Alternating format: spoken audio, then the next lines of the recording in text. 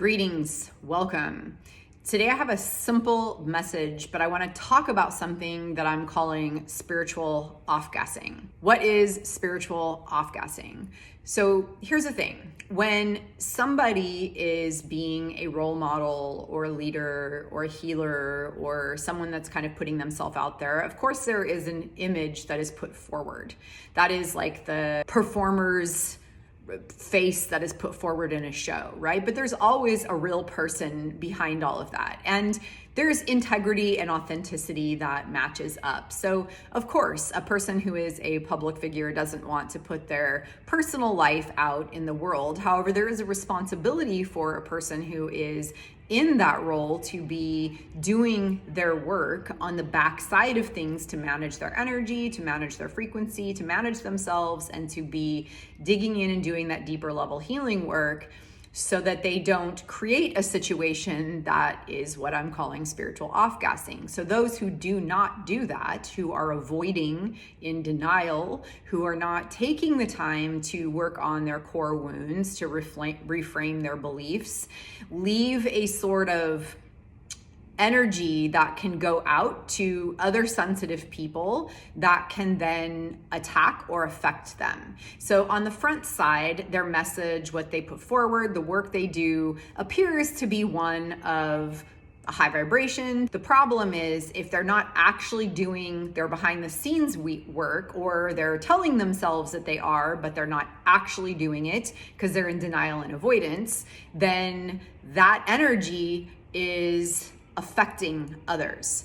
I think of it like this. When I used to teach yoga, it was like my teachers would say that yoga teacher will pass on their limitations or their imbalances to their students. So it required a yoga teacher to be working on their own alignments, their own meditations, their own mindsets in order to be practicing in a way and coming into more alignment, coming into more integrity, so that they're not just passing off what they're neglecting or avoiding to their students. So that's what spiritual off-gassing is. It's when someone is putting a face forward and their message might be amazing, what they're doing might be amazing, they might be very skillful people, but they're just avoiding doing the behind the scenes work. So it's like saying that they have a clean house when they really don't.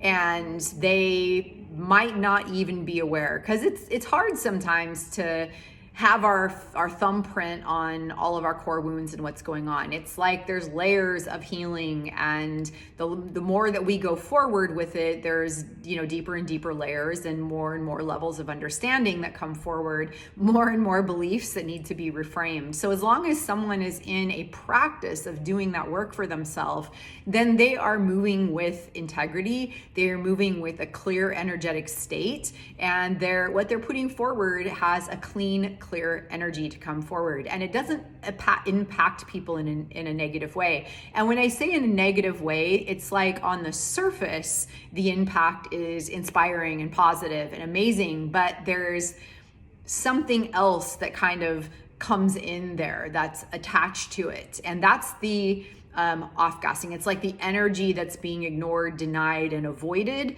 is getting through to other people, and they're then needing to clean up that for themselves or reconcile for themselves. And sometimes the people that they're working with can feel like it's their own stuff, because what the guide or the person that's in this position is avoiding is handing it off literally for other people to manage. They're not managing it, so they're giving it off to other people to manage for them. That's what I'm talking about here. So that's why it is important for two positions here. One, the person who is the leader, the guide, in the position of power, I've talked about this before, to be responsible with their energy and to be mindful and to be in a practice of doing their work, to have their own teachers and guides that are helping them see what they need to work on, what their incongruencies are, and what still needs to be calibrated and healed.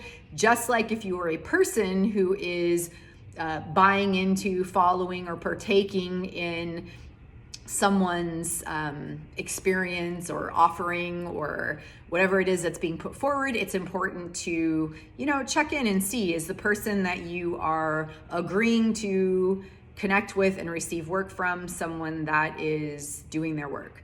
Are they connected to other teachers and guides that are also in integrity? And do they have mentors and people that they're working with that are helping them, or healers and therapists that they're working with that are helping them do their own work?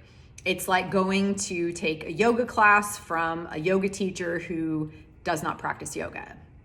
It's like, why would we want to do that, right? So it's kind of like that. There's many different layers that this can be looked at. So that's what spiritual off-gassing is, and that is what this simple message is about, is just to tune in and check in. And if you find that you work with somebody and then out of the blue or unexpectedly, you start having